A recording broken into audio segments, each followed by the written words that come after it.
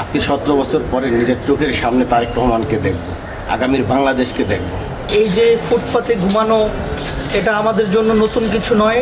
আমরা চাঁদপুর জেলার মতলব উত্তর থানা থেকে এসেছি। অনেক আনন্দ উল্লাস করে মিছিল করে এখানে এসে বিশ্রাম নিচ্ছি, বসে আছি। যারা বেশি ক্লান্ত শুয়ে আছে, প্রিয় নেতার অপেক্ষায়, আগামী বাংলাদেশের অপেক্ষায় আমরা সবাই একসাথে। এটা নেতার জন্য, শুধুই আমাদের আগামী রাষ্ট্রনায়ক তারেক রহমানের জন্য এই অনুভূতি, ভালোবাসা। আজকে 17 বছর পরে নিজের চোখের সামনে তারেক রহমানকে দেখব, আগামীর বাংলাদেশকে দেখব। আমাদের উনি আগামীর রাষ্ট্রনায়ক, উনি আগামীর বাংলাদেশ, এই বাংলাদেশকে একটু সুন্দর সংগঠিত করে রাখবেন, একটি সুন্দর বাংলাদেশ উপহার দিবেন, সেই প্রত্যাশাই আমাদের। তাই এলো ইনোভার, যেন আপনি লাইফে থাকেন রেডি প্রতিদিন। Innova, designed for now.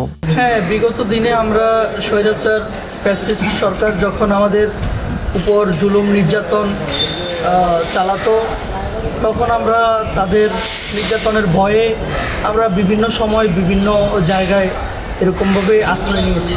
এই যে ফুটপাতে ঘুমানো, এটা আমাদের জন্য নতুন কিছু নয়। আমরা এই দেশ ও জাতির কল্যাণে এবং তারেক রহমানের জন্য আমরা সবসময় এই যুদ্ধটা চালিয়েছি এবং আগামীতেও এই যুদ্ধ আমাদের অব্যাহত থাকবে ইনশাআল্লাহ। 5 বন্ধু তারা সারা রাত স্টেজের সামনে, নেতাকে যেই স্টেজে সংবর্ধনা দেওয়া হবে সেই স্টেজের সামনে তারা ছিলেন এবং রাতের শেষ ভাগে শরীর ক্লান্ত হয়ে আসলে তারা এভাবে এই ফুটপাতের ধারে একটি বাসার নিচে আশ্রয় নেন এবং কিছুটা বিশ্রাম করেন।